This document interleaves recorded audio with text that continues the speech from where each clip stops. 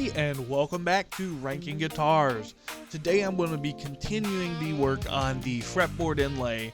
As you've seen, I have re-glued the broken piece of fretboard back onto the fretboard, and I put the fret back in place as well.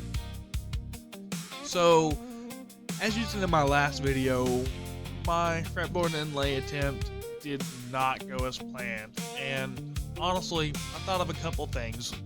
I thought, obviously, the Dremel attachment that I bought to use it as a router, I was going to try and use that to clean it up. Horrible idea. I mean, it's a good idea in theory, but it did not work out.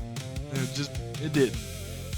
In fact, I actually caused more damage with the attachment than I did just trying to scrape it off.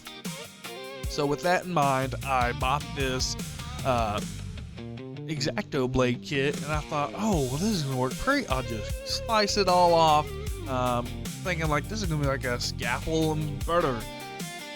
No, it was not as easy as I had hoped.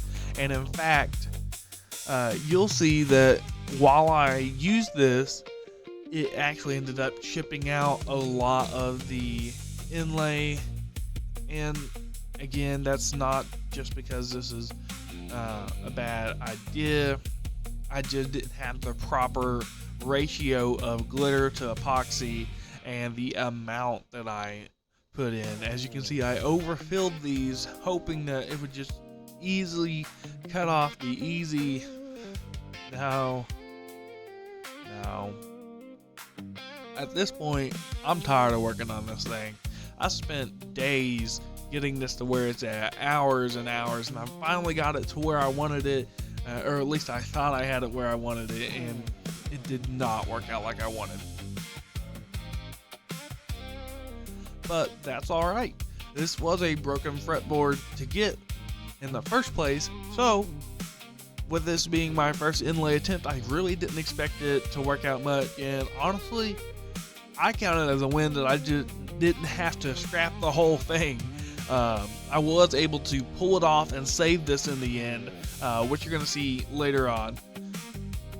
But in this video, you're going to see me trying to clean up a mistake.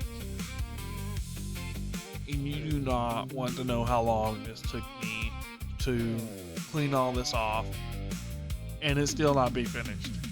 Like, I was so done with this. I was ready to throw in the towel with this fretboard, but I'm not a quitter. So I pulled it together and I said, you're gonna get this fixed, and even if it doesn't look amazing, you're gonna get it where it's playable. And that's what I did. And I'm not super happy with how it turned out, but I am happy with it being my first attempt. And I've actually learned so much from this process that the next one that I do believe that this is a viable process. I just have to get the ratio of glitter to epoxy to amount I put in correct, and I think it'll work great. So I do intend on doing more of these inlays in the future.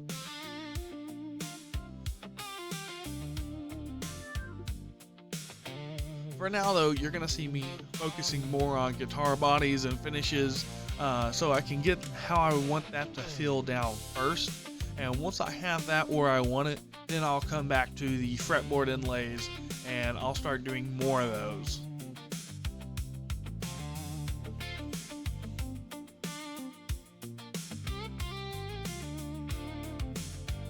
So all that epoxy that I overfilled on purpose, thinking I could just slice right through it, did not work, and it was awful. It was a nightmare to get off the frets, and I ended up damaging the frets so bad I had to do a complete, really it needed a complete new refretting job, but I don't have the tools to do that, so I did a total level and crown, and I won't be able to do that again on this guitar. It's probably only got one level and crown in it, but I was happy to get it where I got it in this video, and I was able to clean it all off, and you can see all the chunks getting tore out while I clean this up, and that was really discouraging.